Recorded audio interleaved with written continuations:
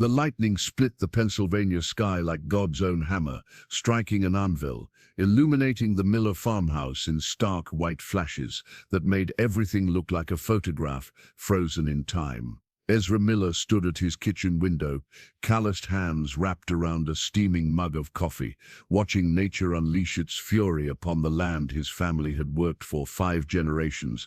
"Papa, I'm scared," whispered 8-year-old Mary, tugging at the hem of his plain brown shirt. Her blue eyes, wide with fear, reflected the lightning strikes that painted her innocent face in ghostly shadows. Ezra knelt down, his weathered face softening as he pulled his youngest daughter close. At 45, he had the kind of face that spoke of countless dawns spent in the fields, of prayers whispered over sick livestock, of a life lived in harmony with the rhythm of seasons. His beard, still more brown than gray, framed a mouth that rarely smiled but never spoke harsh words to his children. "There's nothing to fear, little one," he said gently, his voice carrying the quiet strength that had guided his family through drought, disease, and the endless challenges of farm life. "The Lord sends storms to wash the world clean. By morning, everything will be fresh and new." Sarah Miller emerged from the shadows of the hallway, her white prayer cap slightly askew from sleep. At 38, she moved with the graceful efficiency of a woman who had learned to find beauty in the simplest tasks, kneading bread, mending clothes, tending to scraped knees and wounded hearts with equal tenderness. "The other children?" Ezra asked softly. "Hannah's reading her Bible by lamplight," Sarah replied, settling beside Mary on the wooden bench their grandfather had carved decades ago. "She says the storm reminds her of Noah's flood. Samuel's still sleeping. That boy could sleep through the second coming." Another crack of thunder shook the house, rattling the handmade windows and causing the oil lamps to flicker like nervous fireflies. Outside, the wind howled with a voice that seemed almost human, crying out secrets in a language older than words. "This isn't natural," Ezra muttered, more to himself than to his family. In all his years working this land, he had never felt a storm with such presence. It felt alive, purposeful, as if the very air was charged with some divine intention he couldn't understand. "What did you say, Papa?" 12-year-old Hannah appeared in the doorway, her long blonde hair braided neatly down her back. Despite being the eldest, she still looked so young in her white nightgown, clutching her worn Bible like a shield against the darkness. "Nothing, child, just old bones complaining about the weather." But even as he spoke, Ezra felt something stirring in his chest, a mixture of anticipation and dread that he couldn't name. The storm raged for 3 more hours, each lightning strike seeming to target their farm specifically. The thunder wasn't the rolling, distant sound of normal storms, but sharp, deliberate cracks that felt like the earth itself was being split open. Rain hammered against the roof with such intensity that conversation became impossible, forcing the family into a cocoon of shared silence and flickering lamplight.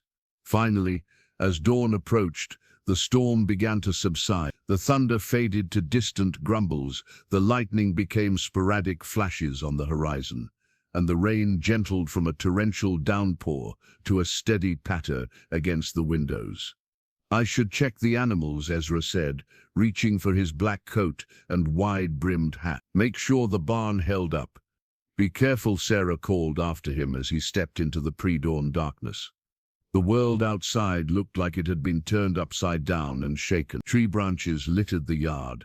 The vegetable garden was flooded, and his carefully maintained fence posts leaned at drunken angles. But it was his cornfield that made him stop dead in his tracks. Where yesterday there had been neat rows of green stalks reaching toward heaven, now there was a massive crater, as if something had exploded up from beneath the earth. The corn, in a perfect circle, maybe 30 feet across, was simply gone. Not blown away, not flattened, gone as if it had never existed. Ezra approached slowly, his boots squelching in the mud. The closer he got, the stranger it became. The edges of the crater were perfectly smooth, almost glassy, and in the center, his breath caught in his throat. Stone steps, carved with symbols he didn't recognize, descended into darkness. The steps were old, older than anything he had ever seen, covered in moss and worn smooth by countless years, but they were real, solid, undeniably there.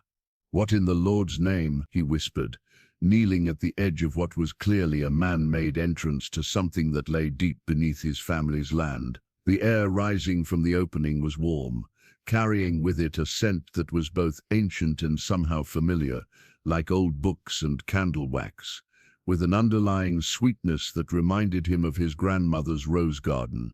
More disturbing still, he could swear he heard something down there, not voices, exactly, but something almost musical, like the wind singing through an old church pipe organ. "Papa, Papa, where are you?"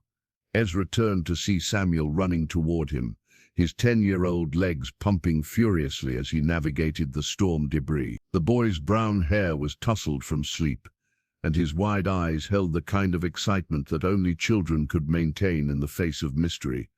"What happened to the corn?" Samuel panted as he reached the crater's edge. Then he saw the steps, and his mouth fell open.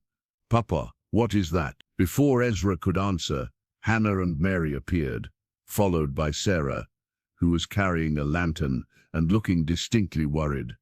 The family stood in a semicircle around the mysterious entrance, each lost in their own thoughts. "It's like something from the Bible," Hannah whispered, "like when Moses struck the rock, or when the earth opened up and swallowed Korah." "Don't be blasphemous," Sarah scolded gently, but her voice lacked conviction. She too was staring at the stone steps with a mixture of fascination and fear. Mary, being the youngest and therefore the most honest, simply asked the question. They were all thinking, "Should we go down there, Papa?" Ezra looked at his family, his wife's worried face, his children's curious eyes, the mysterious entrance that had appeared on his land like a gift or a curse from heaven itself. In that moment, he felt the weight of generations of Miller men who had made difficult decisions on this same piece of earth. His great-great-grandfather had decided to clear the forest and plant crops. His grandfather had decided to resist the government's pressure to modernize. His father had decided to maintain the old ways, even as the world changed around them. Now it was his turn to choose. "We need to tell the elders," he said finally. "This isn't something for one family to decide alone." But even as he spoke the words, something deep in his heart whispered that this discovery would change everything, not just for the Miller family, but for everyone they knew. The storm hadn't just uncovered a cave entrance, it had uncovered a doorway to a future none of them could imagine. As they walked back toward the house, planning to hitch up the buggy and ride to the community leader's farm, none of them noticed the soft golden light that had begun to emanate from the depths of the mysterious cave. None of them saw the ancient symbols carved into the stone steps, beginning to glow with the same warm radiance. And none of them could have guessed that by the time the sun set that day, their lives would be forever changed, and their children would carry knowledge that would both bless and burden them for the rest of their days. The cave was waiting, patient as stone, holding secrets that had slept beneath Miller land for over a century. Secrets that would soon awaken to transform 3 innocent children into something far more complex than their simple Amish upbringing had ever prepared them to be. The real story was just beginning. The Miller buggy creaked along the dirt road toward Elder Isaiah Byler's farm, its wooden wheels finding every rut and stone left by the previous night's storm. Ezra guided their old mare, patience around fallen branches, while his mind wrestled with what he had discovered. Beside him, Sarah sat in contemplative silence, her hands folded in her lap, occasionally glancing back at the children who rode quietly in the back. Hannah clutched her Bible, her young face serious beyond her 12 years. Samuel kept turning to look back toward their farm, as if the mysterious cave entrance might disappear if he didn't keep watch over it. Little Mary had fallen asleep against her sister's shoulder, exhausted by the night's excitement and the early morning discovery. "Papa," Samuel whispered, leaning forward between his parents, "what if the elders say we have to fill it back up? What if they say it's evil?" Ezra considered his son's question carefully. The Amish way was to be cautious of anything that disrupted the natural order, anything that smacked of the worldly or the prideful. But what they had found didn't feel evil. Strange, yes, but not malevolent. Then we will trust in their wisdom, he replied, though something deep in his chest rebelled against the idea of burying the discovery without understanding what it meant. The Byler farm appeared ahead, its red barn and white farmhouse identical to dozens of others scattered across Lancaster County. But elder Isaiah Byler was not like other farmers. At 73, he was one of the most respected men in their district, known for his deep knowledge of Scripture and his ability to find God's will in the most difficult situations. As their buggy approached the house, Ezra noticed several other buggies already there. Word traveled fast in their close-knit community, and it seemed the elder had already called together the other leaders. Ezra Miller called a familiar voice as they climbed down from the buggy. Bishop Jonas Yoder emerged from the farmhouse, his long white beard and stern expression making him look like an Old Testament prophet. Isaiah told us you had something urgent to discuss. Something about your cornfield. Ezra felt his children press closer to him, intimidated by the gathering of the community's most important men. Yes, Bishop. Something unusual happened during the storm. Come, Elder Isaiah said, appearing in the doorway. Despite his age, he moved with the quiet dignity of a man who had spent decades making decisions that affected entire families. We'll hear what you have to say. Inside the simple farmhouse, 5 men sat around a wooden table, worn smooth by countless meetings just like this one. Ezra recognized them all. Bishop Yoder, Elder Isaiah, Deacon Abraham Stoltzfus, Minister David King, and Elder Joseph Fisher. These were the men who guided their community through questions of faith, tradition, and the endless challenges of maintaining their way of life in a changing world. Sit, Ezra, Elder Isaiah gestured to an empty chair. Your family may wait in the kitchen with my wife. But as Sarah began to shepherd the children away, Ezra found himself speaking. If it pleases the elders, I think the Hiddle should hear this too. What I found, it affects them as much as anyone. The men exchanged glances. It was unusual to include children in such discussions, but something in Ezra's tone made them pause. Very well, Bishop Yoder said after a moment, but they will listen only. This is not a matter for young voices. Hannah, Samuel, and Mary sat on a wooden bench against the wall, trying to make themselves as small and invisible as possible. Sarah took a chair near them, her hands folded, her expression carefully neutral. Now then, Elder Isaiah said, settling into his chair with a slight grunt. Tell us what has happened.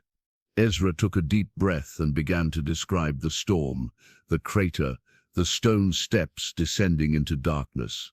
He told them about the strange symbols, the warm air rising from below, and the almost musical sound that seemed to drift up from the depths. As he spoke, he watched the faces of the 5 elders, seeing skepticism gradually give way to concern, and concern to something that looked almost like fear.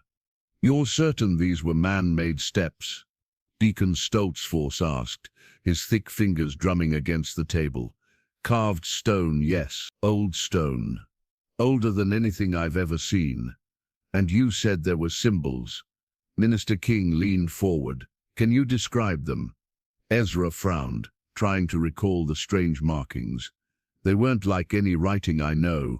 Some looked almost like pictures, but not quite. There was one that looked like a tree, but with roots that went much deeper than any tree should have.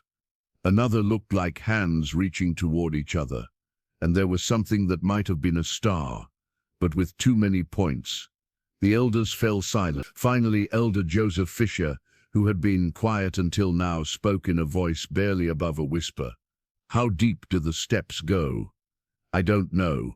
The darkness swallows up everything after the first few steps. But, Ezra hesitated, knowing how this would sound, but I could feel something down there, like the cave was alive. Bishop Yoder's chair creaked as he leaned back. Ezra Miller, you are a good man, a faithful man. But what you're describing sounds like something from the old superstitions, the kind of foolishness our ancestors left behind in the old country. With respect, Bishop, Ezra said carefully, I know what I saw, and I know what I felt. This isn't superstition, it's real, and it's on my land, and I need guidance on what to do about it. Elder Isaiah had been staring out the window during this exchange, his weathered face creased with thought. Now he turned back to the group, his pale blue eyes holding a weight that seemed to age him even further. There are stories, he said slowly, passed down from the earliest families who settled this land, stories that most of us have forgotten or chosen to forget. The other elders turned to him with surprise. Elder Isaiah was known for his practical nature, his dismissal of anything that smacked of folklore or legend. What kind of stories?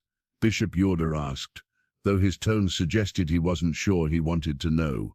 Stories about why this particular valley was chosen for settlement, why our ancestors, who could have gone anywhere in Pennsylvania, chose this specific place. Elder Isaiah's voice grew distant, as if he were reaching back through decades of memory. My grandfather told me once, when I was very young, that the land itself had called to them, that there was something here, something important, that needed to be watched over. Samuel couldn't contain himself any longer. Watched over, like guarding something? His mother shot him a warning look, but Elder Isaiah smiled gently. Perhaps, young Samuel, or perhaps something that was guarding us. The room fell silent again. Outside they could hear the normal sounds of a farm morning, chickens clucking, a cow lowing, the distant sound of someone chopping wood. But inside the kitchen, the 7 adults and 3 children sat suspended in a moment that felt separate from the everyday world. I think, Elder Isaiah said finally, that we need to see this discovery for ourselves. Bishop Yoder looked troubled. Isaiah, if this is some remnant of the old pagan ways, some relic of the Indians who lived here before us, then surely the wise course is to seal it up and forget it exists. And if it's something else, Ezra asked, if it's something that's been waiting all these years for the right time to be found, then we need to know what we're dealing with, Elder Isaiah replied. We cannot make decisions about something we don't understand. Hannah, who had been listening intently, suddenly spoke up. Elder Isaiah, in my Bible reading this morning, I came across something. It was in Ecclesiastes. To everything there is a season, and a time to every purpose under heaven. The adults turned to look at her, surprised by the quiet wisdom in her young voice. What if, she continued, her cheeks flushing with embarrassment at being the center of attention, what if this cave was meant to be found now? What if the storm came for a purpose? Elder Isaiah studied the 12-year-old girl with new interest. What makes you think that, child? Because, Hannah said, her voice growing stronger, Papa always says that God doesn't do anything by accident. The storm came right to our farm, right to that exact spot. It could have uncovered the cave entrance anywhere, any time in the past 100 years. But it happened now, to our family. That has to mean something. The elders exchanged looks, and Ezra felt a surge of pride in his eldest daughter. She had articulated something he had been feeling but couldn't express, the sense that this discovery was not random, but part of some larger plan. Very well, Bishop Yoder said finally, though he still looked troubled. We will come to your farm this afternoon and examine this cave, but I want it understood that if we determine this discovery is harmful to community, it will be sealed immediately, and if it's not, Sarah asked quietly. It was the first time she had spoken since entering the house. Elder Isaiah smiled, but it was a sad expression. Then, Sarah Miller, we may all need to prepare for changes that none of us can imagine. As they prepared to leave, Elder Isaiah pulled Ezra aside. There's something else, he said in a low voice. Something I didn't want to say in front of the others. My grandfather told me that the stories about this land included a warning. He said that someday when the world was ready, The secret beneath the Miller farm would reveal itself, and when it did, it would change everything, especially for the children who witnessed it. Ezra felt a chill run down his spine. What kind of change? He never said, but he told me that children see things differently than adults do. They accept mystery more easily, believe in possibilities that grown minds reject. If there's something down in that cave that needs to be understood, it may be that your children are better equipped to understand it than we are. As the Miller family climbed back into their buggy for the ride home, none of them spoke. Each was lost in their own thoughts about what the afternoon might bring. But as they passed their farm and saw the crater in the cornfield, with its stone steps descending into darkness, they all felt it, the sense that their quiet, simple life was about to become something far more complex. The cave was waiting, patient and eternal, holding secrets that had been buried for generations. Soon, very soon, those secrets would emerge into the light, and nothing would ever be the same again. In the back of the buggy, Mary stirred from her nap and looked toward the mysterious entrance. For just a moment, she could have sworn she saw a soft golden glow rising from the depths, like sunlight filtering through honey. But when she blinked and looked again, there was only darkness waiting below. The afternoon sun hung heavy in the sky as 6 buggies gathered around the Miller farm. Word had somehow spread through the community, despite the elders' attempts at discretion, and curious families had begun arriving even before the official examination was scheduled to begin. Ezra stood at the edge of the crater, feeling the weight of dozens of eyes upon him and his mysterious discovery. Bishop Yoder emerged from his buggy carrying an oil lantern and a coil of rope, his expression grim with determination. Elder Isaiah followed, moving more slowly but with the same resolute purpose. The other elders and several deacons formed a semicircle around the cave entrance, while women and children gathered at a respectful distance. Before we proceed, Bishop Yoder announced to the assembled crowd, "Let it be understood that what we find here today will be discussed only within our community. We will not invite the curiosity of outsiders or the interference of the English world." Murmurs of agreement rippled through the group, but Ezra noticed several of the younger men exchanging meaningful glances. In a community where the most exciting event was usually a barn raising, the discovery of an ancient cave was the kind of news that would be impossible to contain for long. Elder Isaiah knelt at the edge of the entrance, holding his lantern over the stone steps. The warm air rising from below made the flame flicker strangely, and the carved symbols seemed to shimmer in the dancing light. "These markings," he said, his voice filled with wonder, "they're not random decorations. They tell a story." "What kind of story?"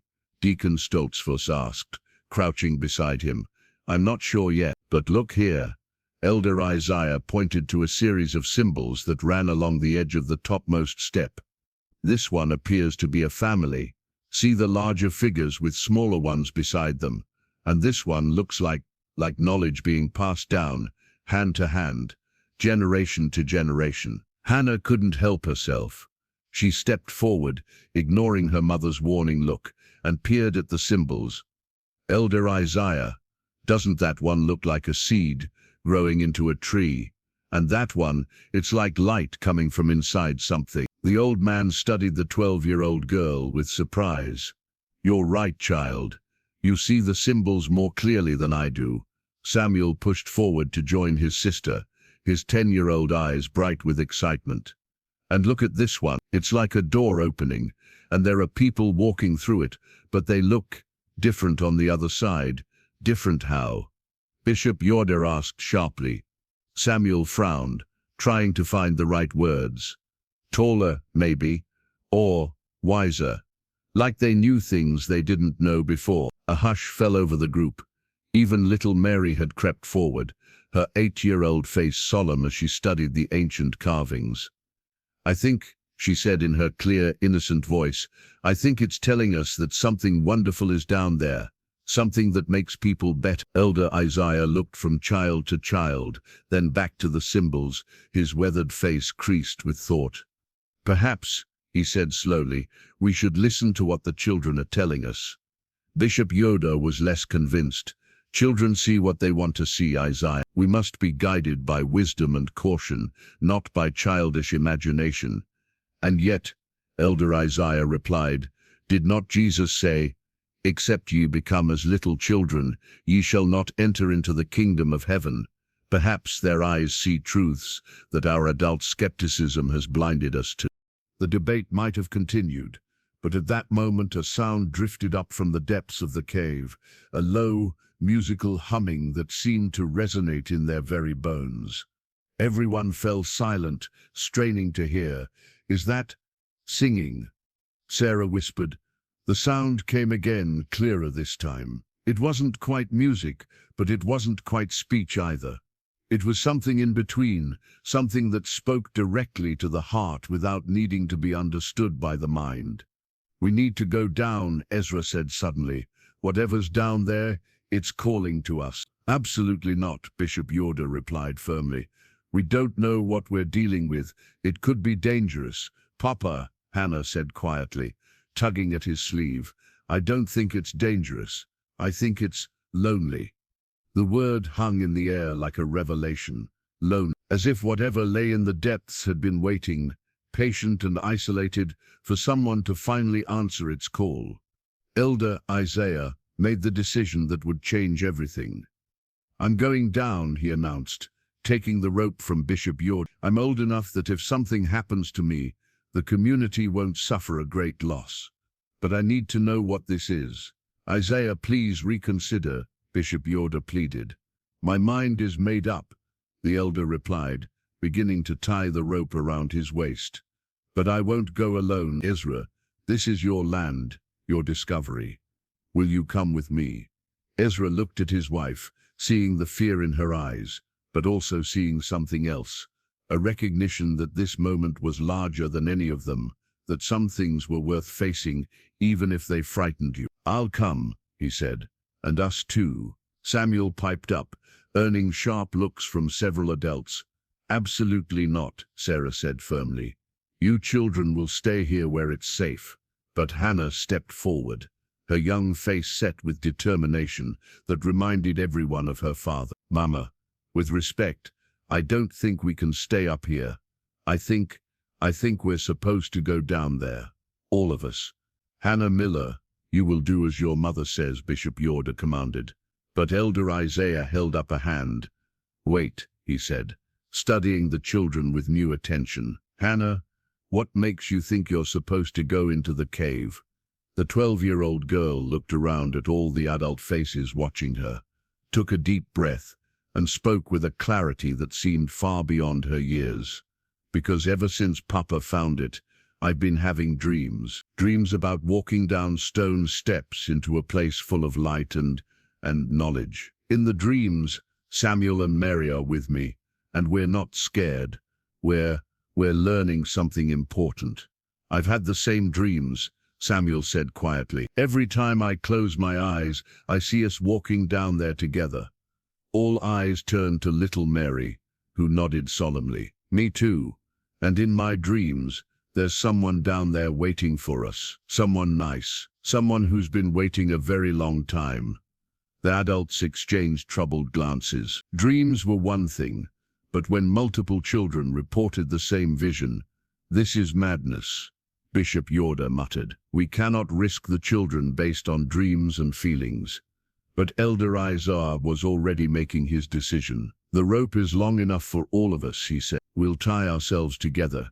If there's any danger, we'll come back up immediately.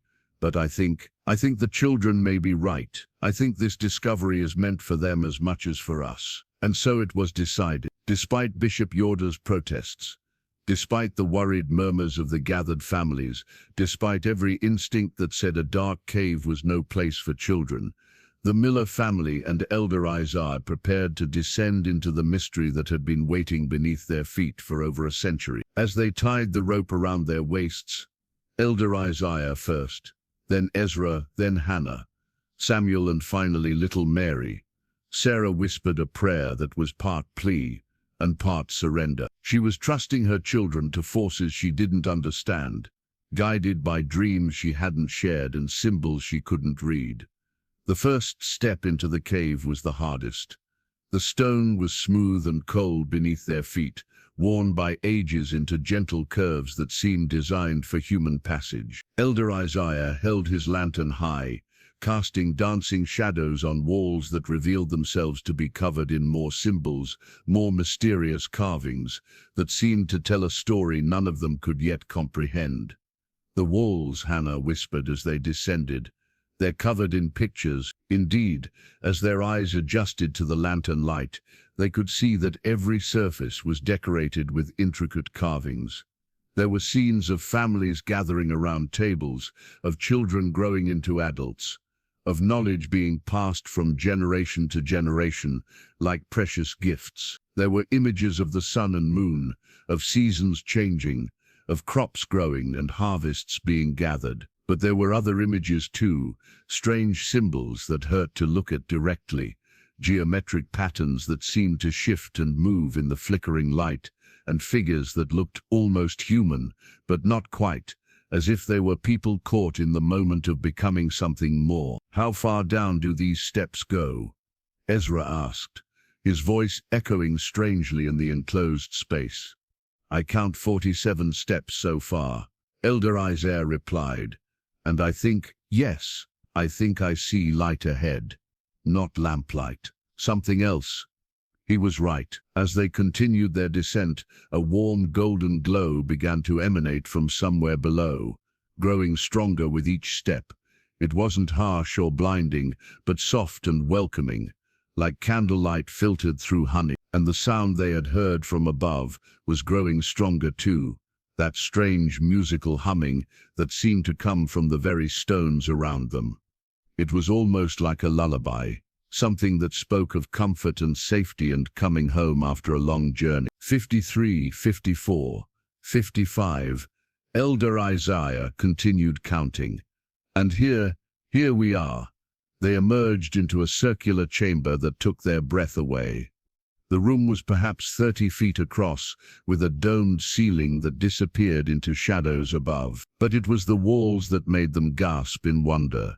Every surface was covered in symbols that glowed with their own inner light, not painted or carved, but somehow alive with a gentle radiance that illuminated the chamber as clearly as daylight. The symbols moved and shifted as they watched, telling stories that unfolded like living books before their eyes. In the center of the chamber stood a circular platform made of the same glowing stone, and upon it sat something that made their hearts stop. It was a tree, not a real tree, but a sculpture so perfect, so detailed, that it seemed more alive than any living plant they had ever seen. Its roots spread deep into the platform below, while its branches reached toward the ceiling above. Every leaf, every piece of bark, every tiny detail was carved with impossible precision. But it was the fruit on the tree that made the children gasp in recognition. The fruit glowed with the same warm light as the walls, and as they watched, they realized that each piece of fruit contained something. Images, scenes, memories perhaps. They swirled and danced within the golden spheres like tiny worlds, waiting to be explored. "It's the tree of knowledge," Hannah whispered, her voice filled with awe. And in that moment, as 5 people stood in an ancient chamber beneath an Amish farm in Pennsylvania, surrounded by symbols that pulsed with living light, they realized that they had discovered something that would change not just their lives, but their very understanding of what it meant to be human. The tree was waiting, its glowing fruit ready to share secrets that had been preserved in this hidden place for longer than memory. And somehow, 3 innocent Amish children were about to become the guardians of knowledge that the world had forgotten it ever possessed. The tree of knowledge pulsed with a gentle rhythm, like a heartbeat made of light. As the 5 explorers stood transfixed in the glowing chamber, the symbols on the walls began to move more rapidly, swirling around them in patterns that seemed almost alive. The musical humming they had heard from above now surrounded them completely. Not just a sound, but a vibration that resonated in their bones, their hearts, their very souls. "We shouldn't be here," Elder Isaiah whispered. But even as he spoke the words, his feet carried him closer to the magnificent tree. This is This is beyond our understanding. No, Hannah said quietly, her 12-year-old voice filled with a certainty that surprised everyone, including herself. We're exactly where we're supposed to be. Can't you feel it? This place has been waiting for us. As if responding to her words, one of the glowing fruits on the tree began to pulse more brightly. Hannah found herself drawn toward it, her hand reaching out despite her father's warning cry. "Hannah, don't touch." But it was too late. The moment her fingertips made contact with the glowing fruit, the chamber exploded with light. Not harsh or blinding, but warm and enveloping, like being wrapped in liquid sunshine. The light flowed through Hannah's hand, up her arm, and into her very being. Images flooded her mind, not her own memories, but older ones, deeper ones. She saw the chamber as it had been built, centuries ago, by people who looked like her neighbors, but dressed in strange flowing robes. She saw them carefully placing each symbol on the walls, imbuing them with knowledge that had been gathered from across the known world. She saw the tree being grown, not carved, but actually grown from a seed that contained the essence of understanding itself. She watched as generation after generation of guardians had tended this sacred place, adding their own wisdom to the collection, until the tree bore fruit that contained all of human knowledge, all of human potential, and she saw why it had been hidden. The knowledge was too powerful, too overwhelming for most minds to bear. It had been sealed away, waiting for the right time, the right people, people who could handle the weight of infinite understanding without being destroyed by it. "Hannah," Ezra's voice seemed to come from very far away. "Hannah, can you hear me?" She opened her eyes. When had she closed them? And looked at her father. But everything was different now. She could see not just his worried face, but the patterns of light that surrounded him, the mathematical equations that described his love for his family, the quantum possibilities that stretched out from this moment like threads in an infinite tapestry. "I can see everything, Papa," she whispered, tears streaming down her face. But they weren't tears of sadness or fear. They were tears of overwhelming joy. "I can see how everything connects, how every choice leads to every other choice, how every life touches every other life. It's beautiful." Samuel, who had been watching his sister with wide eyes, suddenly stepped forward. "I want to see too," he said, reaching for another glowing fruit. "Samuel, no," Elder Isaiah called out, but the 10-year-old boy was already touching the warm, pulsing surface. The same explosion of light, the same flood of images and understanding. But where Hannah had received knowledge of connections and patterns, Samuel found himself understanding the very building blocks of reality. The way atoms danced to create molecules, the way molecules joined to form life, the way consciousness emerged from complexity like a butterfly from a chrysalis. He saw the mathematical beauty underlying all of creation, the elegant equations that governed everything from the spiral of galaxies to the beating of a human heart. He understood physics and chemistry and biology not as separate subjects, but as different languages, all describing the same magnificent truth. "Oh," he breathed, his young voice filled with wonder. "Oh, now I understand why the universe is the way it is. It's not random at all. It's a symphony. Everything is music, Papa. Everything is singing." Little Mary, seeing her siblings transformed but not frightened, approached the tree with the fearless curiosity that only an 8-year-old could possess. "Can I have some knowledge too?" she asked. The tree politely, as if she were requesting a cookie from her grandmother. She chose the smallest fruit, one that glowed with a particularly gentle light. When she touched it, her experience was different from her sibling, where they had received vast cosmic understanding. Mary found herself filled with something equally powerful but more focused, the ability to see into the hearts of living things, to understand the emotions and needs and deepest desires of every creature she encountered. She looked at her father and saw not just his worried expression, but the love that burned in him like a constant flame, His pride in his children, his fear of the changes that were coming, his deep faith that had been both challenged and strengthened by this discovery. She saw her mother's protective instincts, Elder Isaiah's curiosity warring with his caution, and something else, the knowledge that each of them had been chosen for this moment, prepared for it by forces they didn't yet understand. "We're all connected," she said, her 8-year-old voice carrying wisdom that seemed older than the cave itself. "Every person, every animal, every plant, we're all part of the same story. And the story isn't finished yet." Elder Isaiah and Ezra stood watching the 3 children, seeing their faces shine with an inner light that had nothing to do with the glowing chamber around them. The children looked the same, but something fundamental had changed. Their eyes held depth that hadn't been there before, and when they spoke, their words carried weight that seemed impossible for their young ages. "What have we done?" Ezra whispered, reaching out to touch Hannah's face. She was still his daughter, still 12 years old, but he could sense the vast intelligence that now resided behind her familiar blue eyes. "You've given us the greatest gift anyone could give," Hannah replied, taking his hand. "You've given us understanding, and now we can help others understand too." "But you're just children," Elder Isaiah said, his voice breaking. "You shouldn't have to carry such a burden." Samuel shook his head, smiling with infinite patience.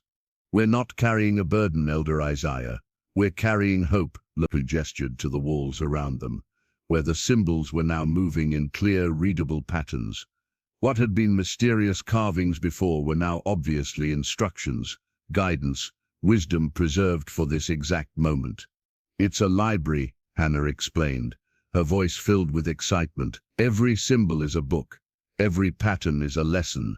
This place was built to preserve human knowledge through dark times, to make sure that understanding would never be completely lost. And now the dark times are ending," Mary added, her young face radiant with joy. "The people above ground are ready to learn again, ready to grow, ready to become what they were always meant to be." The 3 children moved around the chamber with fluid grace, touching symbols that responded to their presence with cascades of light and information. They were absorbing knowledge at an incredible rate, but unlike adults who might be overwhelmed by such an influx of information, their young minds adapted and expanded to accommodate everything they were learning. "We can read the symbols now," Samuel said, approaching a particularly complex section of the wall. "This one tells the story of how the chamber was built.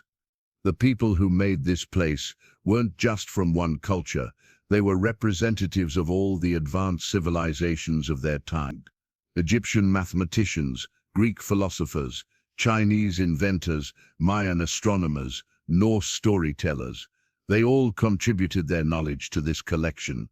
And this section," Hannah added, touching another area of the wall, "explains how the knowledge was preserved. The tree doesn't just contain information, it contains the ability to understand and use that information wisely. The fruit adapts itself to whoever touches it, giving them exactly the kind of knowledge they're best suited to handle." Mary had found a section of symbols that glowed more softly than the others. "And this part is about love," she said, her voice filled with wonder. "It says that knowledge without love is dangerous, but love guided by knowledge can heal the world. That's why children were chosen to receive this gift first, because we still remember how to love without fear." As the 3 children continued their exploration of the chamber, reading symbols and absorbing knowledge that had been hidden for centuries, their father and Elder Isaiah began to understand the magnitude of what was happening. This wasn't just a discovery, it was a transformation, not just of the children, but potentially of their entire community, their entire world.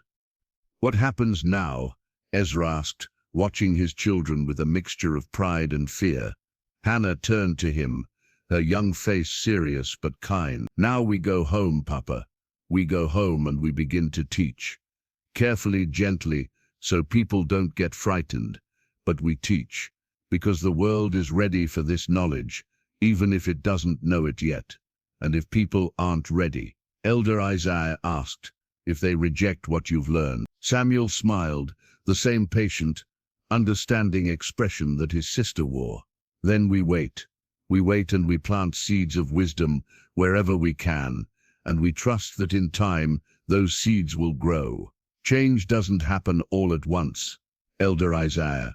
It happens one heart at a time. As they prepared to leave the chamber, the tree pulsed once more with brilliant light, and 3 new fruits appeared on its branches, fruits that glowed with the unique light signature of each child. The tree had not only given them knowledge, it had also taken something from them, preserving their innocence and wonder for future visitors who might need to remember what it felt like to see the world with fresh eyes.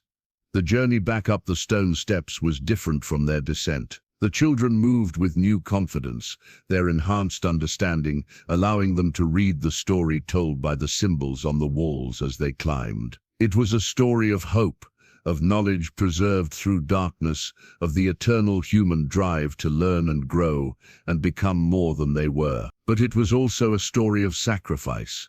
The guardians of this place had given up their normal lives to preserve this knowledge. Now the Miller children faced a similar choice.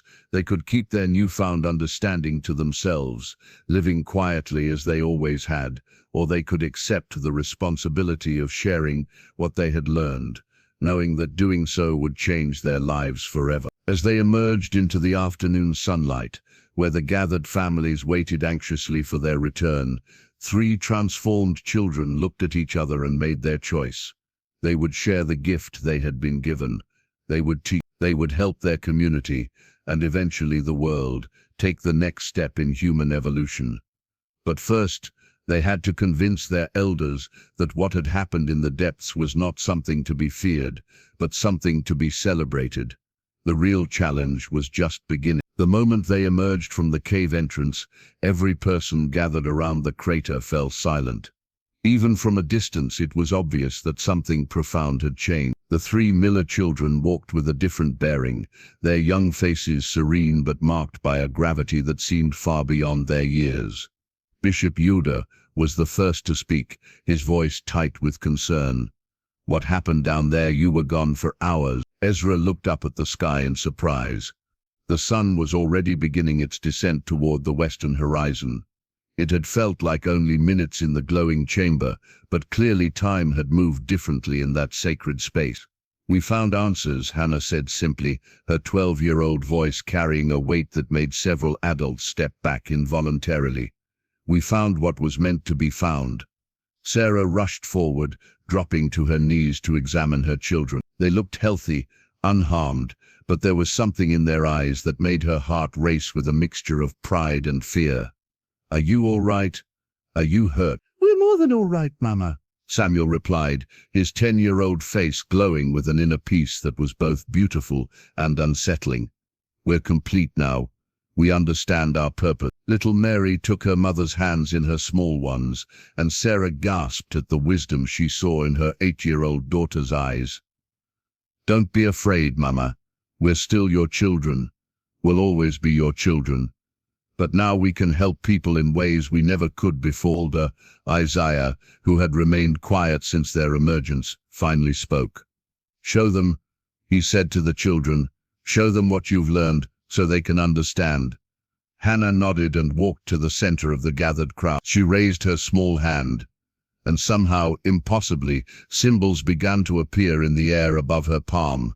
The same glowing symbols they had seen in the cave, but now projected into the evening air like living light. The crowd gasped, and several people stepped back, but Hannah's voice remained calm and reassuring.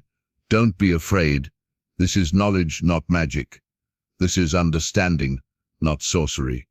These symbols tell the story of our community, of every family here going back 7 generations." As the symbols swirled and danced above her hand, they began to form recognizable shapes, faces, names, family trees that connected every person present in an intricate web of relationships and shared history. "Look, Miss Hilda," Hannah said gently, the symbols shifting to focus on an elderly woman near the back of the crowd. "This is your great-great-grandmother, Katerina, who brought the recipe for your famous apple butter when she emigrated from Switzerland. And here is the drought of 1889, when your grandfather Jacob shared his well water With 3 neighboring families, including mine, everything connects. Every kindness creates ripples that touch generations. The woman's eyes filled with tears as she recognized stories that had been passed down through her family, details that a 12-year-old girl could never have known. Samuel stepped forward next, kneeling to touch the ground where his hands made contact. The soil began to glow softly, revealing the hidden network of roots beneath their feet, the complex ecosystem that supported all life in their valley. "The earth here is special," he explained, his young voice filled with scientific understanding that should have taken decades to acquire. The minerals in the soil, the way the water table flows, the magnetic properties of the bedrock, everything combines to create conditions that enhance growth, not just of crops, but of consciousness itself. That's why our ancestors were drawn to this place. That's why the cave chose to reveal itself now. Even Bishop Yoda found himself leaning forward, fascinated despite his reservations. The boy was describing agricultural concepts that sounded both impossibly advanced and perfectly sensible. Mary approached a group of younger children who had been watching with wide, frightened eyes. She knelt among them, her 8-year-old presence somehow making them feel safe, despite the strangeness of what they were witnessing. "You don't need to be scared," she said softly, reaching out to touch the cheek of a crying toddler. The moment her hand made contact, the child's tears stopped, and a look of wonder spread across his face. "I can see the beauty in your heart, little Jacko. I can see how much you love your mama, how much you love the sound of rain on the roof, how much you love the way your puppy licks your face in the morning."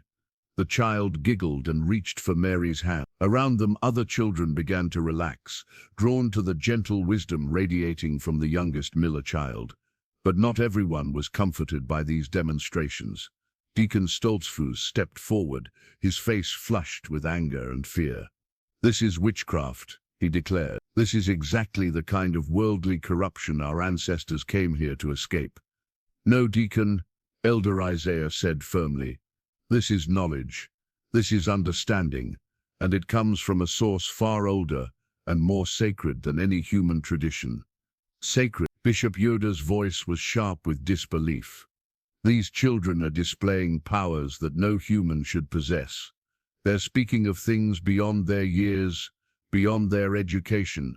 How is this anything but corruption?" Hannah stepped toward the bishop, her young face filled with compassion rather than defiance. "Bishop Yoda, may I show you something specific? Something that might help you understand?" Before he could refuse, she raised her hand again, and the symbols in the air shifted to form a scene that made him stagger backwards. It was his own childhood, himself as a 7-year-old boy, kneeling beside his dying mother's bed, promising her that he would dedicate his life to serving God and protecting their community. "You were so young," Hannah said gently, her voice filled with understanding and empathy. "So scared that you would fail her, fail the promise you made, and you've carried that fear every day since, letting it guide every decision, every judgment. But Bishop, you've never failed her, not once. Every choice you've made has been out of love for our people." The bishop's eyes filled with tears as he saw his 7-year-old self in the glowing symbols, heard his own voice making that desperate promise to his dying mother. Around him, the crowd watched in stunned silence as one of their most respected leaders struggled with emotions he had buried for decades. "But this power," he whispered, his voice breaking, "where does it come from? How can children possess such abilities?" Samuel answered, his 10-year-old voice patient and kind. "It comes from the same place your faith comes from, Bishop. It comes from truth. The cave didn't give us magic, it gave us access to knowledge that was always there, waiting to be discovered. We can see the connections between things, understand the patterns that govern life, because those patterns are part of creation itself. And creation belongs to God," Mary added, her 8-year-old wisdom cutting straight to the heart of the matter. "We're not competing with faith, Bishop Yoda. We're helping people understand how magnificent God's design really is. The theological implications of what the children were saying sent ripples through the crowd. If their abilities came from divine source, if their knowledge was part of God's plan, then opposing them might be opposing God's will itself. But acceptance wouldn't come easily. Deacon Stoltzfus stepped forward again, his face set with stubborn resistance. Even if this knowledge comes from above, it changes everything. These children can never live normal lives now. They can never be part of our community the way they were before. The words hit like a physical blow. Sarah Miller felt her heart break as she realized the truth of what the deacon was saying. Her children had been transformed into something beyond the simple Amish life she had hoped to give them. They would never again be innocent children playing in cornfields and learning to churn butter. Hannah seemed to read her mother's thoughts. She walked to Sarah and took her hands, her young face filled with infinite love and understanding. "Mama, we'll always be your children. That will never change. But you're right, we can't go back to the way things were. We have responsibilities now, purposes that are bigger than just our family." "What kind of responsibilities?" Ezra asked, though he suspected he already knew the answer. "We have to teach," Samuel said simply. "We have to help people understand that the world is ready for the next step in human development.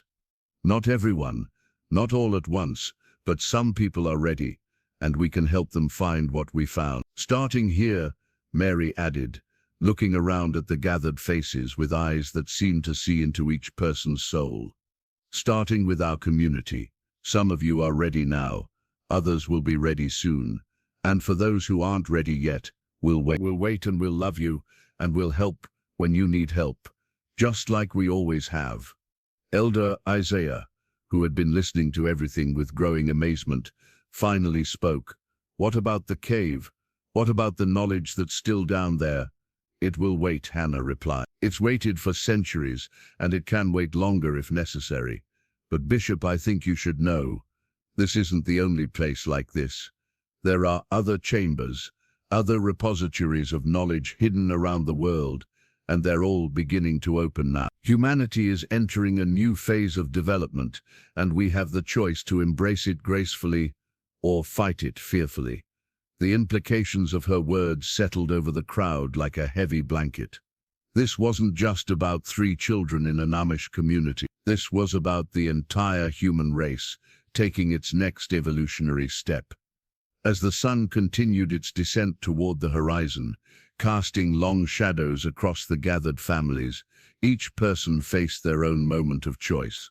They could accept that the Miller children had been transformed into something new and wonderful, or they could reject them out of fear and tradition. But even as they struggled with their decision, one thing was becoming clear. Whatever choice they made, life in their quiet valley would never be the same again. The children stood together in the center of the group, no longer the innocent young ones who had descended into the cave that morning. They were something new now, bridges between what humanity had been and what it could become. And the weight of that transformation was only beginning to be felt by everyone whose lives they would touch. 3 weeks had passed since the discovery of the cave, and the Miller household had become a place where 2 worlds collided daily.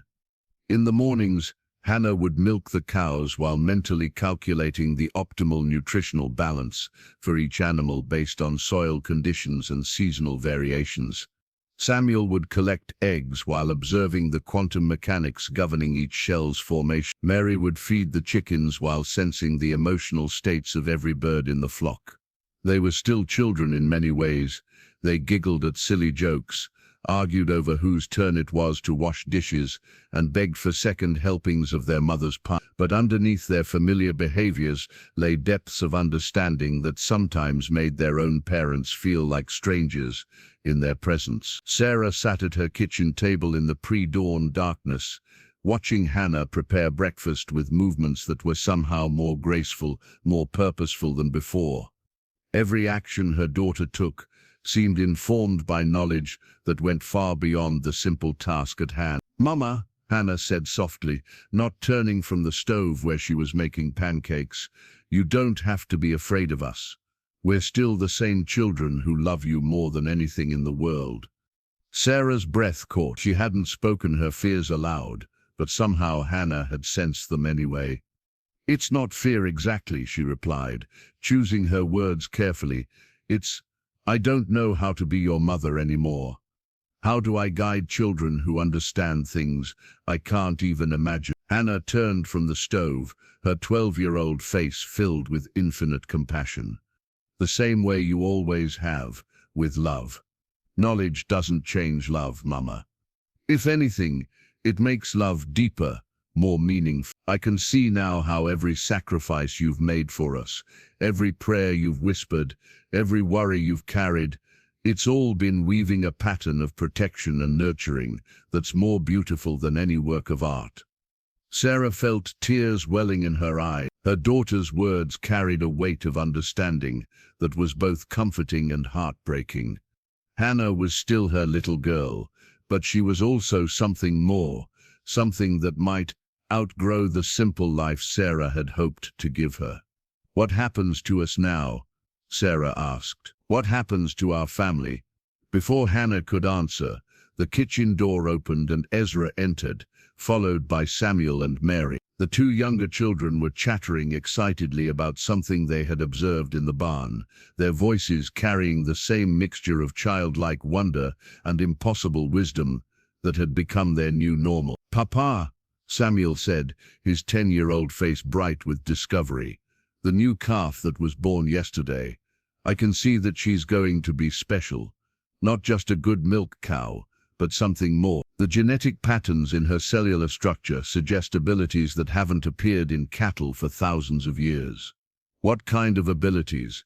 Ezra asked, settling into his chair with the weariness of a man who had been forced to expand his worldview far beyond its original boundaries. "Enhanced intelligence, emotional connectivity with humans, possibly even primitive communication skills," Samuel replied matter-of-factly. "The same energies that preserved the knowledge in the cave are affecting all life in this valley. Everything is evolving, pup. Everything is becoming more than it was." Mary nodded eagerly, her 8-year-old enthusiasm undiminished by the profound nature of what she was discussing. "I can feel it in all the animals. They're more aware now, more connected. The chickens are starting to understand simple concepts, and I think the horses are beginning to recognize mathematical patterns." Ezra looked at his wife across the table, seeing his own mixture of pride and concern reflected in her eyes. Their children were describing miracles as casually as they might discuss the weather, and somehow this had become their new reality. "There's something else," Hannah said, setting down plates of perfectly golden pancakes. "Bishop Yoder is coming this morning, with the full council of elders. They've made their decision about us." The kitchen fell silent. For 3 weeks, the community had been divided. Some families had embraced the children's transformation, bringing their own young ones to learn from the Miller children's enhanced understanding. Others had grown increasingly fearful, calling for the cave to be sealed and for the Miller family to be shunned until the children returned to normal. "What kind of decision?" Sarah asked, though she suspected she already knew. Mary's face, usually bright with joy, grew sad. "They're going to ask us to choose, Mama, between keeping our abilities and staying in the community, or giving up what we've learned and returning to the way things were before. Can you do that?" Ezra asked. "Can you give up what you've gained?" The 3 children exchanged looks that spoke of communications far deeper than words. Finally, Hannah answered for all of them. "We could try," she said slowly. "We could pretend to forget what we've learned, act like normal children again. But Papa, it would be like asking someone who has learned to see to close their eyes forever. The knowledge isn't something we have, it's something we are now. We can't unknow what we know." Before anyone could respond, the sound of buggy wheels on gravel announced the arrival of visitors. Through the kitchen window they could see 6 black buggies arranged in a semicircle in their yard, carrying not just the elders but several families whose children had been learning from the Miller children. "They're all here," Samuel observed, his enhanced vision allowing him to identify each person even in the early morning light. Bishop Yoda, Elder Isaiah, the Stoltzfus family, the Kings, the Fishers, and Jacob Lapp brought his son Daniel. Daniel Lapp was 13, a quiet boy who had been one of the first to seek out the Miller children after their transformation. Under their guidance, he had begun showing signs of enhanced abilities himself.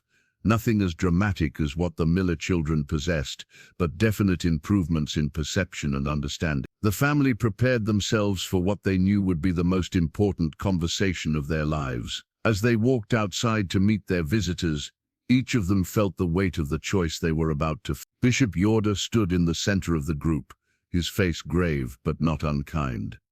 Elder Isaiah flanked him on one side while Deacon Stoltzfus stood on the other, his expression clearly indicating his preference for the outcome of this meeting. Ezra Miller, Bishop Yoda began formally, "We have come to discuss the future of your family within our community." "I understand, Bishop," Ezra replied, his hand resting protectively on Hannah's shoulder. "We're prepared to hear what you have to say. The children's abilities have created great division among our people," the bishop continued. "Some see them as gifts from God. Others see them as dangerous departures from our way of life. After much prayer and discussion, the council has reached a decision." He paused, looking directly at each of the Miller children in turn. "We will not ask you to give up what you have gained. We understand now that such a thing is impossible. But we must ask you to choose where your future lies." Hannah stepped forward, her 12-year-old bearing somehow managing to convey both respect and dignity. "What are our choices, Bishop?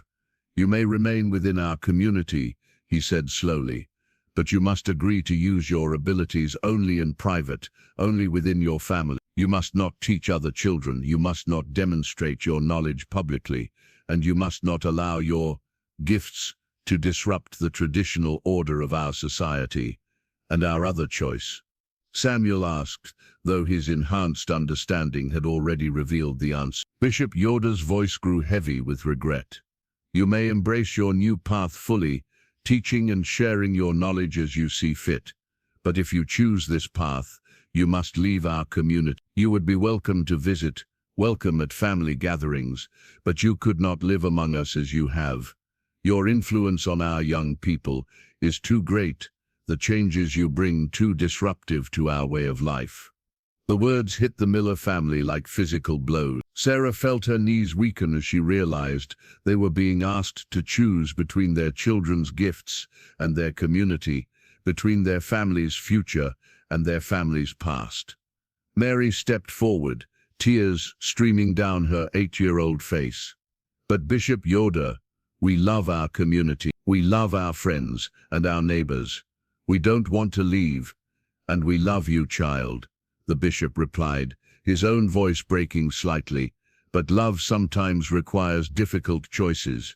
We cannot allow our entire way of life to be transformed, even by gifts as remarkable as yours." Elder Isaiah, who had remained silent until now, finally spoke. "There is another consideration," he said quietly. "The children have shown us that other repositories of knowledge exist around the world. If they stay here, confined and restricted, who will seek out those other places? Who will help guide humanity through the changes that are coming?" Deacon Stoltzfus stepped forward angrily. "That's exactly the problem, Isaiah. They're talking about changing all of humanity, about abandoning the simple life our ancestors died to preserve. This is pride, pure and simple, pride dressed up as divine purpose." Hannah looked at the deacon with eyes that held no anger, only sadness. "Deacon Stoltzfus, I can see your fear, and I understand it. Change is frightening, especially when it challenges everything you've believed. But what we've learned isn't about pride, it's about love. Love for all humanity, love for the potential that exists in every person." Pretty words from a child who thinks she knows better than generations of faithful believers, the deacon replied harshly. But his words were interrupted by a small voice from the crowd. "She does know better." Everyone turned to see young Daniel Lapp, stepping forward, his 13-year-old face set with determination. Hannah and Samuel and Mary have shown me things about myself that I never knew existed. They've helped me understand that I'm more than I thought I was, that everyone is more than they think they are. How is that pride? How is helping someone discover their own worth anything but love? Daniel, his father called sharply, "Come back here at once." But the boy continued forward until he stood beside the Miller children.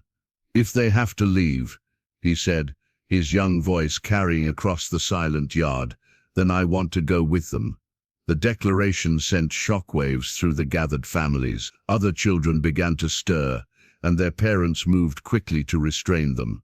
But the damage was done. The appeal of the Miller children's gifts was spreading, just as the elders had feared. Sarah looked at her transformed children, saw the sadness in their eyes as they realized the choice they would have to make. They could remain in the only home they had ever known, but only by hiding their true selves, or they could embrace their destiny, but only by leaving behind everyone and everything they loved. As the sun climbed higher in the morning sky, casting long shadows across the yard where the most important decision in the Miller family's history was about to be made, three extraordinary children prepared to choose between the familiar comfort of the past and the uncertain promise of the future. The weight of their choice would echo through generations, shaping not just their own lives, but the lives of everyone their gifts would touch. And somewhere deep beneath their feet, the cave waited patiently, knowing that the real journey was only just beginning. The Miller family sat around their kitchen table that evening in a silence that felt heavier than stone. The elders had given them 3 days to make their decision, and each hour that passed seemed to carry the weight of generations. Outside, the autumn wind whispered through the corn stalks that had grown back over the cave entrance, as if nature itself was trying to heal the wound that had opened their lives to such impossible choices. Hannah pushed food around her plate without eating, her 12-year-old mind wrestling with calculations that had nothing to do with mathematics and everything to do with mathematics, and everything to do with love. She could see the branching possibilities that stretched out from their decision like infinite pathways through time. In some futures, they stayed and slowly withered, their gifts dimming until they became just another family of faithful, quiet believers. In others, they left and flourished, but at the cost of breaking their parents' hearts and abandoning the only life they had ever known. "I've been thinking," Ezra said finally, his voice rough with exhaustion. "Maybe there's a third option." Samuel looked up from his untouched soup, his 10-year-old eyes holding depths of understanding that made his father's heart ache. "What option, Pup? What if your mother and I came with you? What if we all left together? Found a place where you could be yourselves without restriction?" The suggestion hung in the air like a prayer, but Hannah's expression grew sad. "Papa, I can see what that choice would cost you. This land, this farm, it's not just where you live, it's who you are. Your great-great-grandfather cleared these fields with his own hands. Your father built this house beam by beam. Every fence post, every furrow, every stone in our foundation holds the memories of our family. Asking you to leave would be like asking you to cut out your own heart. And what about asking you to stay and hide who you've become?" Sarah asked, her voice breaking. "What kind of mother would that make me?" Mary climbed down from her chair and went to her mother, wrapping her 8-year-old arms around Sarah's waist. "The best kind of mother," she said softly. "The kind who loves her children enough to let them become what they're meant to do, even when it hurt." The simple wisdom of the words brought tears to Sarah's eyes. She held her youngest daughter close, feeling the gentle warmth that seemed to emanate from all 3 children now, a warmth that spoke of their transformed nature. "There's something else you need to know," Hannah said quietly. "Something we haven't told you because we hoped we wouldn't have to." Ezra and Sarah exchanged worried glances. "What is it?" Samuel took a deep breath before answering. "Other children are beginning to change too. Not just Daniel Lapp, but 6 others in our community, and dozens more in communities across Pennsylvania.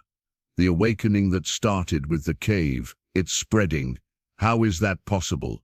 Ezra asked. "The knowledge isn't confined to the cave," Hannah explained. It's like a seed that was planted centuries ago, and now it's finally ready to sprout. Our transformation was just the beginning.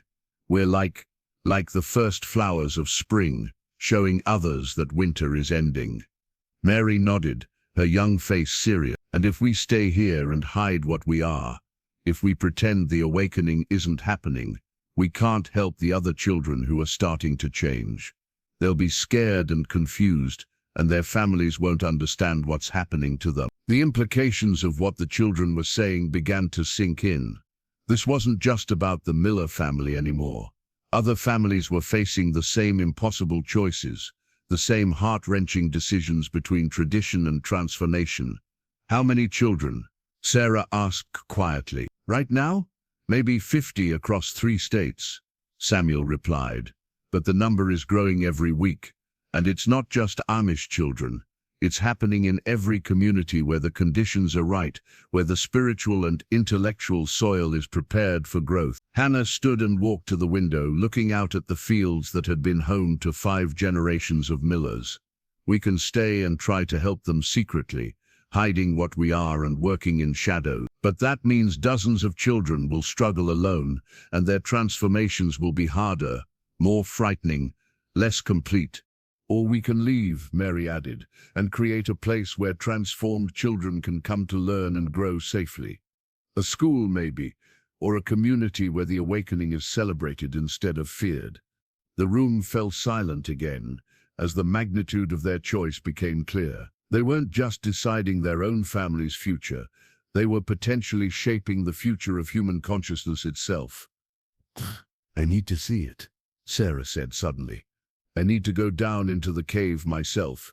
Her family turned to stare at her in surprise. In all the weeks since the discovery, Sarah had never expressed any desire to descend into the mysterious chamber. Mama, Hannah said gently, are you sure? The experience can be overwhelming. I need to understand what my children have become, Sarah replied, her voice firm with determination. I need to see what this knowledge is that's worth tearing our family apart. Ezra stood slowly. Then we'll go together. Tonight, before we make any decisions, we'll both see what's down there. An hour later, the entire Miller family stood once again at the edge of the cave entrance, lanterns in hand. But this time the children were the guides, their enhanced senses, navigating the stone steps with easy familiarity. As they descended, Sarah felt her heart pounding with a mixture of fear and anticipation. The warm air rising from below carried scents that reminded her of her grandmother's garden, of candlelit prayers, of moments of perfect peace she had experienced in her deepest meditations. When they emerged into the glowing chamber, Sarah gasped and fell to her knees. The tree of knowledge stood before them in all its impossible beauty, its fruit pulsing with the warm light of captured wisdom. But it wasn't just the tree that overwhelmed her, it was the sense of presence in the chamber, the feeling that they were standing in a place where the divine touched the earthly world. It's beautiful, she whispered, tears streaming down her face. It's the most beautiful thing I've ever seen. Ezra helped her to her feet, his own eyes wide with wonder. I had no idea, he murmured. When we were here before, I was so focused on the children that I didn't really see. Hannah approached the tree and gently touched one of the glowing fruits. Immediately the chamber filled with images, not threatening or overwhelming this time, but gentle and welcoming. The images showed other chambers around the world, other communities grappling with the same awakening the Miller family faced. They saw children in distant countries discovering their own enhanced abilities, families making the same impossible choices between tradition and transformation. This is why we have to go, Samuel said softly. Not just for ourselves, but for all of them.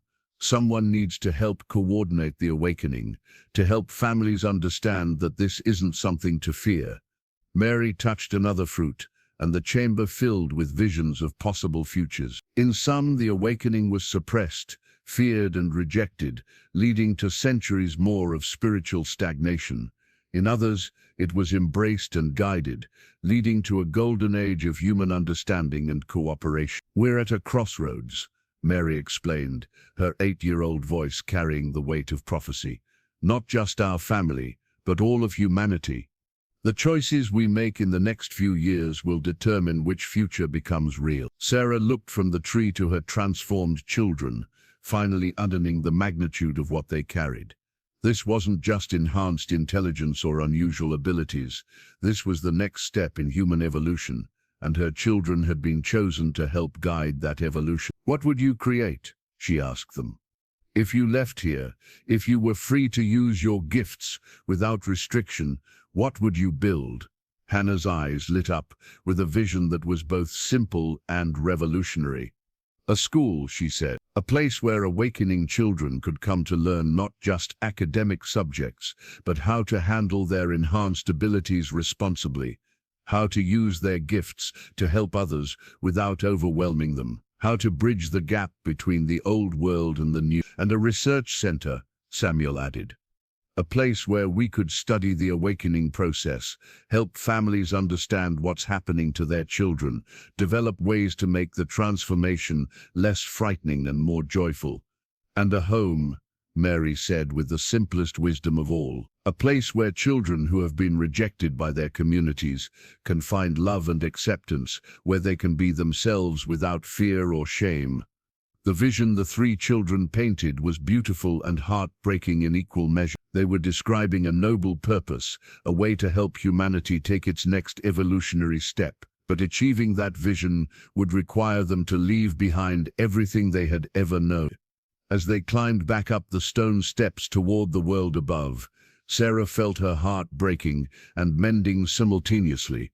Her children had shown her something magnificent, something that could change the world. But embracing that vision meant losing the simple life she had hoped to give them. The quiet happiness of a family growing old together on the same land their ancestors had loved. When they emerged into the night air, the stars seemed brighter somehow, as if the universe itself was watching to see what choice they would make.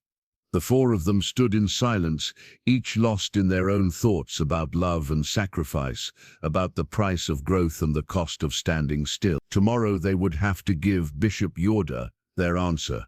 Tonight, they simply held each other close and tried to memorize the feeling of being a complete family in the only home they had ever known. Because in their hearts, they all knew that whatever choice they made, this perfect moment of being together in their familiar kitchen, in their beloved farmhouse, surrounded by the land that had shaped them, would soon become just a memory. The awakening demanded everything, and love, true love, would have to find a way to let go. The morning of the 3rd day dawned gray and misty, as if the very sky was weeping for the choice that had to be made. The Miller family gathered one last time around their kitchen table, the same table where Ezra's grandfather had eaten breakfast before heading out to clear the first fields, where his father had made the decision to preserve the old ways, where countless family discussions had shaped the destiny of 5 generations. Now it was their turn to shape the future, and the weight of that responsibility pressed down on them like a physical force. "The buggy's packed," Ezra said quietly, his voice rough with unshed tears. "Your clothes, your Bibles, some photographs. Everything else." He gestured helplessly around the kitchen that had been the heart of their family's life. "Everything else stays here," Hannah finished gently. "Because this will always be our home, Pop. No matter where we go, no matter what we become, this kitchen, this farm, this family, it's all woven into who we are now." They had made their decision the night before, after hours of prayer and tears and holding each other close. The children would leave. They would go into the world to fulfill their destiny as guides for humanity's awakening. But they wouldn't go alone. Sarah had surprised everyone, including herself, with her final choice. "I'm going with them," she had announced, her voice steady, despite the tears streaming down her face. "They're still children, still my babies, no matter what gifts they carry. They need their mother." Ezra had held her as she wept, understanding that she was right, but knowing that her choice would force him to make the most heart-wrenching decision of his life. He could come with them, abandon the land that was in his very blood, or he could stay and tend the farm, keeping the Miller legacy alive while his family ventured into an uncertain future. "The farm needs someone to watch over it," he had said finally. "Someone to keep the cave safe, to tend the land where the awakening began. And someone has to be here when you come home to visit, to make sure everything is ready for your return." Now, as they sat around the table for the last time as a complete family, the children tried to eat breakfast while their hearts broke with every bite. Outside, they could hear the approach of multiple buggies, not just Bishop Yoder coming for their answer, but other families who had heard about their decision, families whose own children were beginning to show signs of awakening. "Are you ready?" Sarah asked her children, though she could see in their enhanced vision that they were already seeing the goodbyes that lay ahead, already feeling the pain of separation that would define the next chapter of their lives. Mary, still just 8 years old, despite her impossible wisdom, climbed into her father's lap one last time. "Papa," she whispered, her small voice breaking, "I can see all the futures that branch out from this moment. In some of them we come home often, and you're not too lonely. In others," she couldn't finish the sentence. "In others," Ezra prompted gently, stroking her hair the way he had since she was a baby. "In others, the work we have to do takes us far away for a long time. Years, maybe. And you grow old here alone, waiting for visits that come less and less often." Tears spilled down her cheeks. "I don't want that future to be the real one." Ezra's heart shattered at his youngest daughter's words, but he forced himself to smile. "Mary, sweetheart, look deeper. Look at the futures where you become everything you're meant to be, where you help hundreds of children understand their gifts, where you guide humanity towards something beautiful. In those futures, am I sad that I stayed behind?" Mary's enhanced vision focused on those distant possibilities, and slowly her expression changed. "No," she whispered in wonder. "In those futures you're proud. So proud that it lights up everything around you. You miss us terribly, but you're proud." "Then that's the future we'll choose," Ezra said, pressing a kiss to the top of her head. "The one where your old papa stays here and tends the garden and feels so proud of his children that it keeps him warm even on the coldest nights." Samuel, trying to be strong at 10 years old, finally broke. "Papa, I don't want to leave you," he sobbed, throwing himself into his father's arms. "I want to use my gifts to help you with the farm, to make the crops grow better, to take care of you and Mama." "And you will," Ezra whispered, holding his son close. "Someday, when your work in the world is finished, you'll come home and show me all the wonderful things you've learned. You'll teach me about the science of growing things, and I'll teach you about the love of growing things, and together we'll make this farm more beautiful than it's ever been." Hannah, the eldest and the one who felt the weight of responsibility most heavily, stood and walked to the window. She could see the buggies approaching, could see Bishop Yoder's resigned expression, could see the mixture of fear and hope on the faces of the families whose children would soon need the guidance only she and her siblings could provide. "It's time," she said softly. The family rose from the table together, Ezra taking one last long look around the kitchen that would soon echo with his solitary footsteps, instead of the laughter and chatter of his children. Sarah clutched the small suitcase that held the few possessions her children would take with them into their new life. The children held hands, drawing strength from each other for the ordeal ahead. Outside, more than 20 families had gathered in the Miller farmyard. Some came to say goodbye, some to show support, and some, the ones whose children had begun to manifest their own gifts, to ask if their young ones could go with the Miller children when they left. Bishop Yoder approached them with heavy steps, his face showing the strain of the past weeks. "Have you reached your decision?" "We have," Hannah answered, her 12-year-old voice carrying an authority that made every adult present stand a little straighter. "Samuel, Mary and I will leave with our mother. We'll go into the world to establish a school for awakening children, a place where families can send their transformed young ones to learn how to use their gifts responsibly." A murmur ran through the crowd. Several parents clutched their own children closer, while others looked relieved that there would be somewhere their awakening children could go for help. And Ezra? Bishop Yoder asked. "I'll stay," Ezra said, his voice steady despite the tears on his cheek. "Someone needs to tend the farm, to watch over the cave, to be here when they come home." Elder Isaiah stepped forward, his weathered face showing deep emotion. "Ezra Miller, you are a man of great faith and greater love. Your sacrifice will not be forgotten." But it was young Daniel Lapp who spoke the words that broke everyone's heart.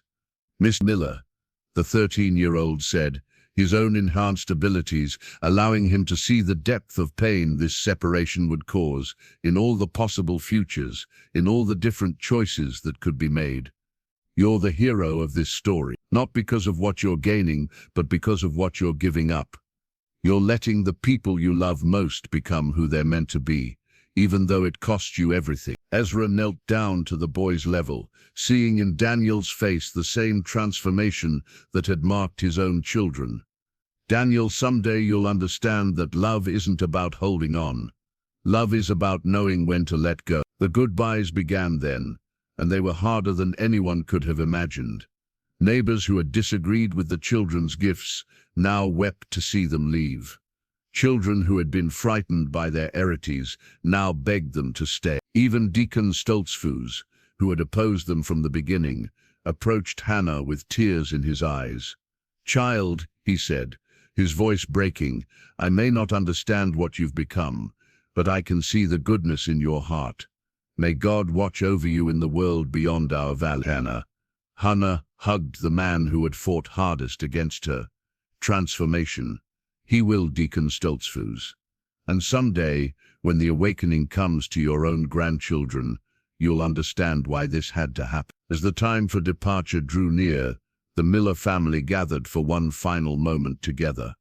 Ezra held each of his children, memorizing the feel of their small bodies in his arms, the sound of their voices, the way they smelled of sunshine and innocence despite their impossible wisdom. Sarah was the hardest goodbye. They had been married for 15 years, had built a life together that was about to be torn apart by forces beyond their control. "I'll write every day," she promised, clinging to her husband. "I'll tell you everything they do, everything they learn, every way they grow, and when the work allows it, we'll come home. This will always be home. Take care of them," Ezra whispered. "Take care of our babies. Take care of yourself," she whispered back. "Take care of our land." As the Miller children climbed into the buggy that would carry them away from the only life they had ever known, each of them looked back at their father, standing alone in the farmyard. He raised his hand in farewell, and through their enhanced vision, they could see the love radiating from him like golden light, a love so pure and selfless that it would sustain them through all the challenges ahead. The buggy wheels began to turn, carrying away a mother and 3 extraordinary children toward a future none of them could fully predict. Behind them, a father stood watching until the buggy disappeared over the hill, then turned to walk back toward his empty house, his empty kitchen, his full heart. Years would pass before they returned. The school they built would become a beacon for awakening children around the world. Hannah would become a teacher whose wisdom guided thousands. Samuel would become a researcher whose discoveries bridged science and spirituality. Mary would become a healer whose compassion transformed every life she touched. And Ezra would tend his farm, tend his cave, and tend his memories, writing letters to his family every week, receiving their visits like precious gifts, and knowing with every fiber of his being that he had made the right choice, because sometimes the greatest love is not in holding on, but in letting go. Sometimes the deepest wisdom is knowing that growing up means growing apart. And sometimes the most beautiful sacrifice is giving up everything you want so that the people you love can become everything they're meant to be. In the years that followed, when people asked Ezra Miller about the day his children discovered their destiny in a hidden cave, he would smile through his tears and say, "That was the day I learned that love isn't about keeping your children close. Love is about giving them wings, even when it breaks your heart to watch them fly." The cave still glows softly beneath the Miller farm, waiting patiently for the next generation of seekers. And sometimes on quiet evenings when the wind is just right, neighbors swear they can hear the sound of 3 children laughing, carried on the breeze from somewhere far away, reminding everyone that some kinds of love echo across any distance, bridge any separation, and last beyond the end of time itself. The awakening had begun, and love in all its forms, the love that holds close and the love that lets go, would guide humanity toward whatever came next.